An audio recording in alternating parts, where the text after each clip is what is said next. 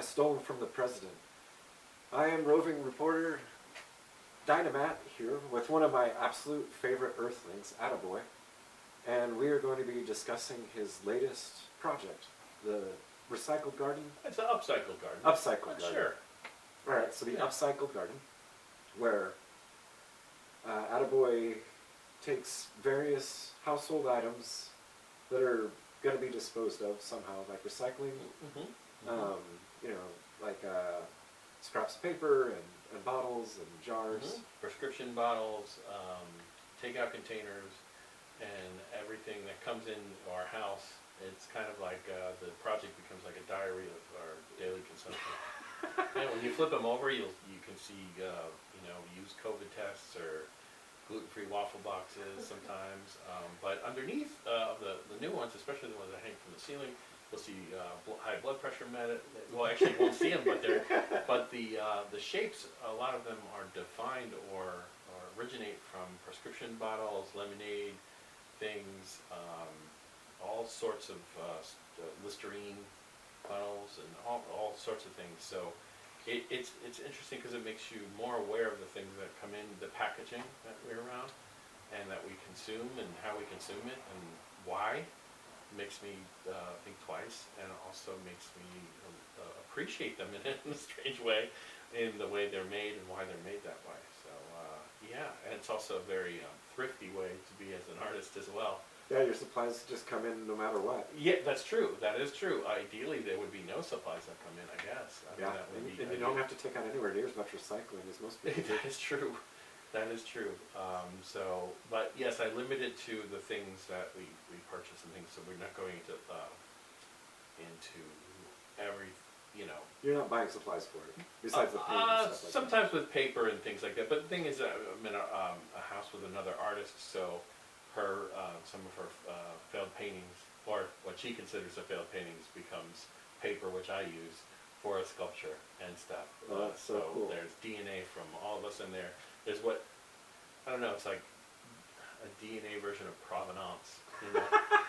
So, you know, provenance is that you can actually have proof that an artist touched or owned or a work of art. Well, there's actually probably my, you know, residue on all of those things, and also the things that we consume in our house, including rabbit hair at this point. Well, so when I explain it to people, they get an idea.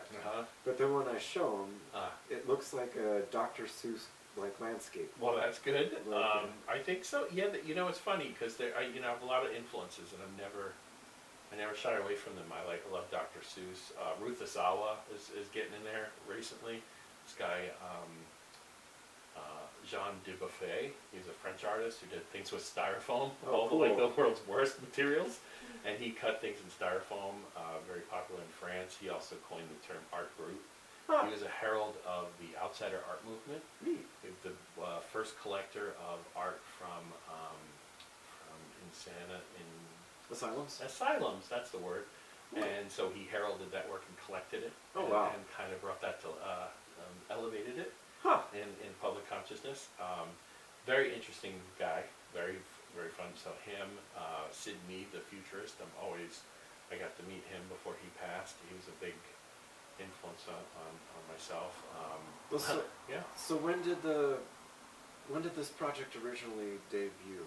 So this happened during COVID, when we had lots of magazine boxes from our magazines. So we had tons of magazine boxes, and normally we have to cart them away. And I think we were paying somebody to grab them and to bring them in a truck and cart them away. And at the time we were packing everything out ourselves too, like thousands. I think we packed out like 20,000. Who knows? Oh my gosh! Over the time, and everybody, and we were spraying everything down with bleach, all of our pallets and everything. It was a nutty time. So and at that time we had it seems weird, but we had a succulent that grew outside of our house. And you love that word. Yeah, I like that word. But we had I named him Timothy, and then I started putting all of our shows got canceled, so I started putting flyers up about Timothy to come see Timothy, the amazing succulent. So then what happened was our neighbors started coming around, and at that time, if you remember, it was like we were were all NPC zombies walking around with masks outside, like it was like that like Paperboy, Yeah. like that old video game. Everybody's avoiding everybody, right? But they still want to go for a walk. Like The Sims or something, yeah. So we're all doing that, or Sim City. So we're all doing that. But everybody started coming to see Timothy, who, by the way, evidently, it was, I mean, the sprout of Timothy was the last sprout of Timothy. Every succulent or agave plant has this last sprout that goes up into the air. It was going past our roof of our house. Oh my gosh. Yeah, but it wasn't, in hindsight, it wasn't the biggest succulent in our neighborhood even. But he was the most famous. So people started coming by and they started taking selfies with Timothy. And what that did was, that really reframed the way I look at things. That and a project I did called Gamer Shrooms, which makes people think differently about their neighborhood that they live in. So that made me say, listen, stop complaining about the resources you don't have and look at the things you do have.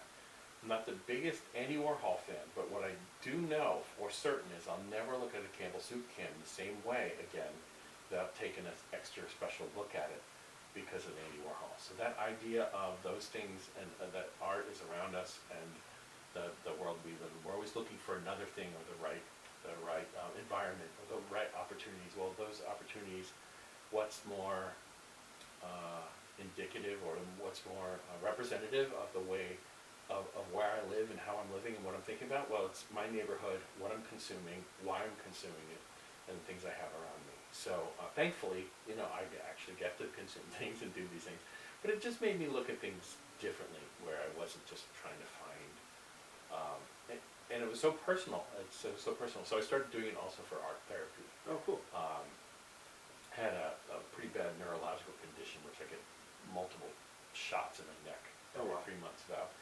And what this does is it really relieves.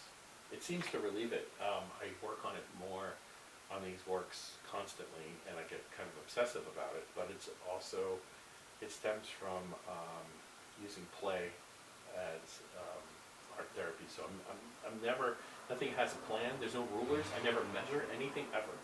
That's one of my rules, is not to measure anything. If I do have to measure something, I measure it with something else and make a mark, and then that's it. But other than that, everything is pretty free form.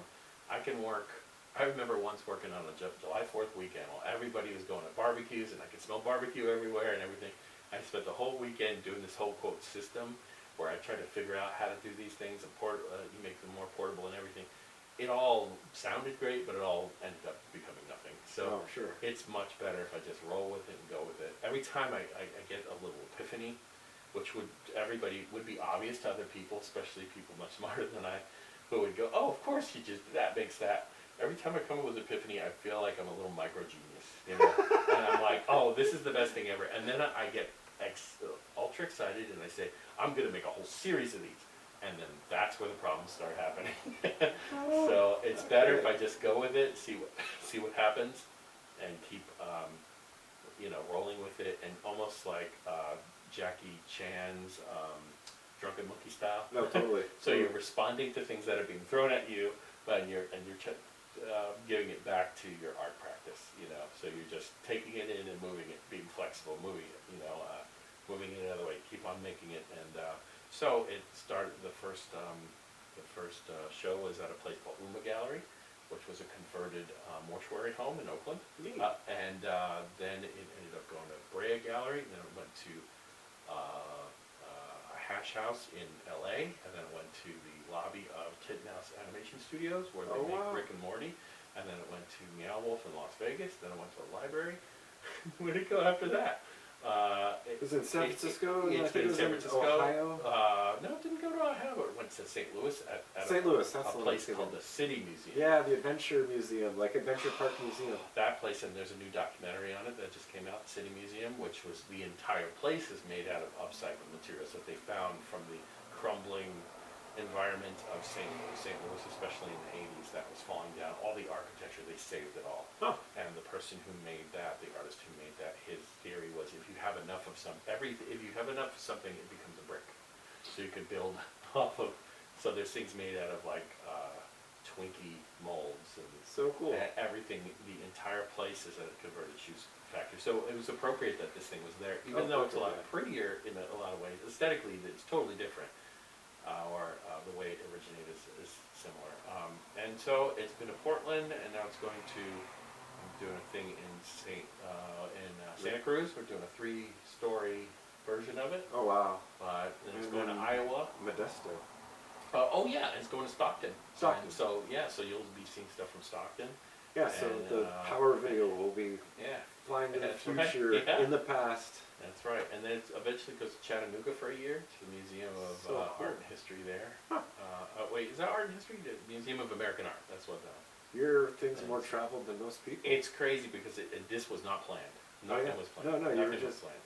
You're just honoring your beautiful succulent. That is, in a sense, that's kind of what happened, I think.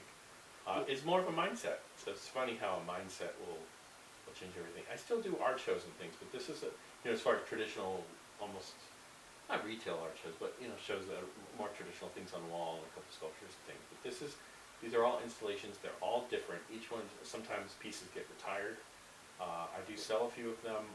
New stuff gets built all the time too. Always. That's the thing. They're always being built. And so while the one is going to be in Chattanooga for a year and a half or whatever, there'll still be more being made. So eventually they kind of come together like a circus, like Nice. a Barnum Bailey circus. Totally. And they'll create an even bigger one, or who knows where it'll go. I have no idea. Yeah, And that's part of it. It's like the second Terminator. Oh, the second tournament? Yeah, wait. the pieces can come back. That's true. So it's so- interesting. Where can people Yeah. find out more information? Oh, you can see my Instagram, which you'll see below right now. And then you can go to And, yumfactory.com. And and you'll see things at yumfactory.com as well. Awesome. Well, thank you so much for taking the time to show us these Cool. beautiful, beautiful pieces. Thank you. All right. Yeah, you're the best. Oh,